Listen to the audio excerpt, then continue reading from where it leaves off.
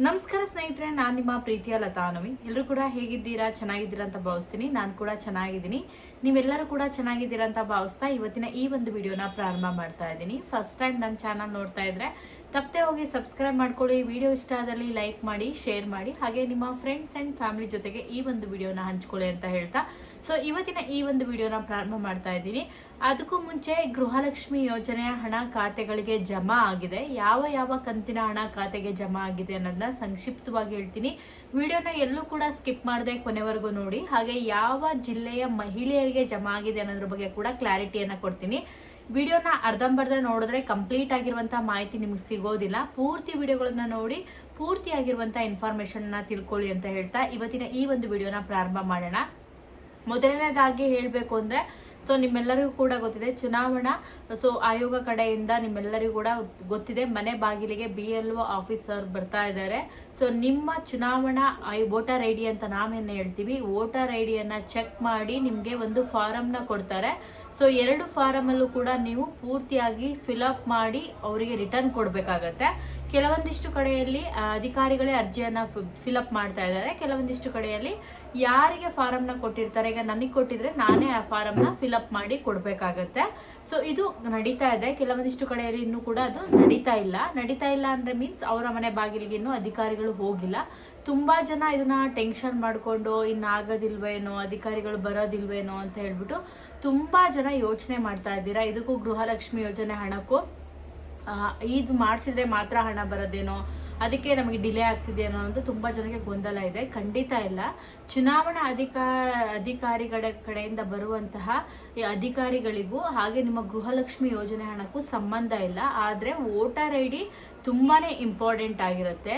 ಅದು ಮಾತ್ರ ಮರೀದೆ ಚೆಕ್ ಮಾಡ್ಕೊಳ್ಳಿ.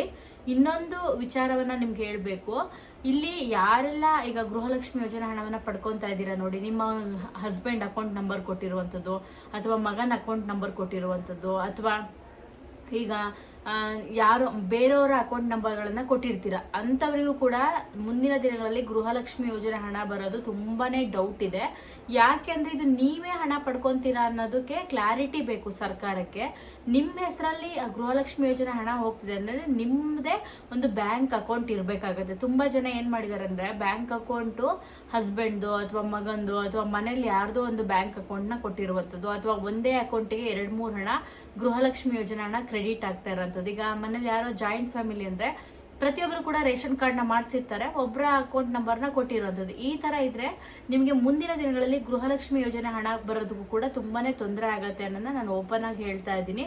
ಸರ್ಕಾರ ಆ ರೂಲ್ಸನ್ನು ಕೂಡ ಈಗ ಸದ್ಯದಲ್ಲಿ ಓಪನ್ ಆಗಿ ಹೇಳ್ತಾ ಇದೆ. ಈಗಾಗಲೇ ಹೇಳಿದೆ ಕೂಡ, ಇನ್ನು ಕೂಡ ಕ್ಲಿಯರ್ ಆಗಿ ನಿಮಗೆ ಶೇರ್ ಮಾಡ್ತಾರೆ. ಆಗ ತುಂಬ ಜನರ ಗೃಹಲಕ್ಷ್ಮಿ ಯೋಜನೆ ಹಣ ಕೂಡ ಕ್ಯಾನ್ಸಲ್ ಆಗುತ್ತೆ.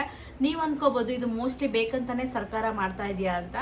ಬೇಕು ಅನ್ನೋದಕ್ಕಿಂತ ಸರ್ಕಾರಕ್ಕೆ ಸರಿಯಾದ ರೀತಿಯಲ್ಲಿ ಪ್ರತಿಯೊಬ್ಬರಿಗೂ ಕೂಡ ಒಂದು ಹಣ ಸಿಗೋದು ಇಂಪಾರ್ಟೆಂಟ್ ಆಗಿರುತ್ತೆ. ಯಾಕಂದರೆ ಎಷ್ಟೋ ಜನ ಈಗ ನಿಮ್ಗೆ ಗೊತ್ತಿರುತ್ತೆ, ವಯಸ್ಸಾದಂಥವ್ರು ತೀರ್ಕೊಂಡಿರ್ತಾರೆ, ಆದರೆ ಅವರಿಗೆ ಗೃಹಲಕ್ಷ್ಮಿ ಯೋಜನೆ ಹಣ ಬರ್ತಾ ಇರುತ್ತೆ.